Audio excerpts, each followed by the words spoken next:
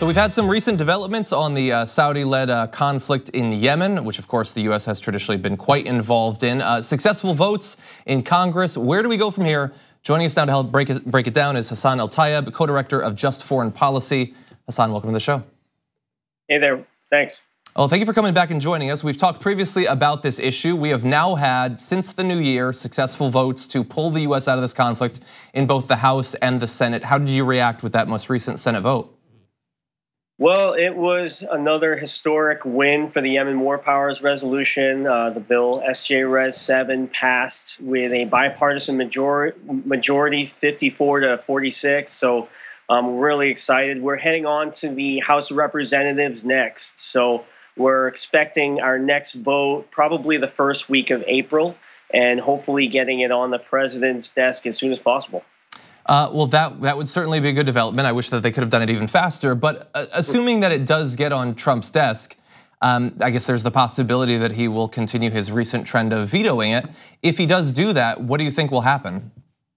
Well, just to take a step back, there's actually one last thing that Republicans might try to do. It's called to derail our efforts here. It's called a motion to recommit. It's one last procedural hurdle that the minority party will get a chance to introduce. They tried it last time, and they basically added non-germane language to the bill condemning anti-Semitism, which everyone agrees with, but unfortunately it lost our privileged status. So we're trying to get the grassroots effort, grassroots organizations to come together and block the motion to recommit. And let's just say we pass the bill we're expecting to, and it lands on Trump's desk, and he vetoes.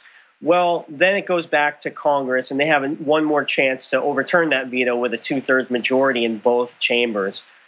If we don't, then we have to go through other means. We have to go after it through appropriations. McGovern has a piece of legislation that I think would also, cut support for the Saudi coalition.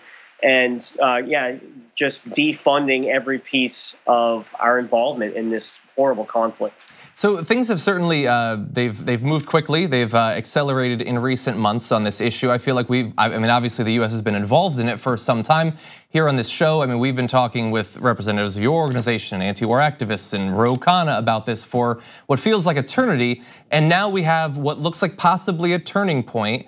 I'm trying to learn some general lessons from this. What do you think were the most important factors in actually getting the Congress to finally act? It had seemed like for a long time that there was actually enough people to pull us out, but they wouldn't actually go on the record. What do you think caused that change?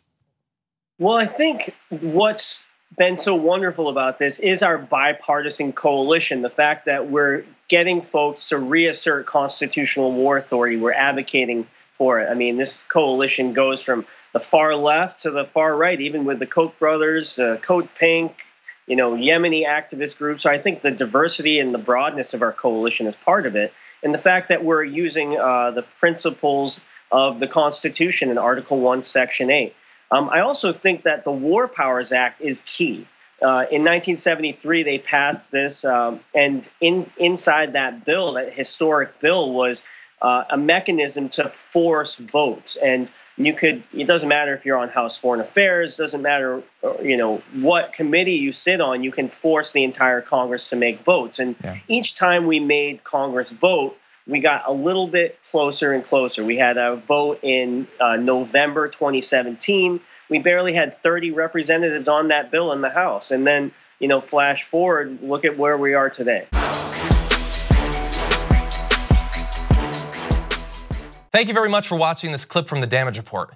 If you liked it, don't forget to subscribe to this channel and ring the bell on YouTube to get notifications of our new videos. And of course, you can catch the full Damage Report live every weekday at 1 p.m. Eastern, 10 a.m. Pacific on TYT Network on YouTube TV.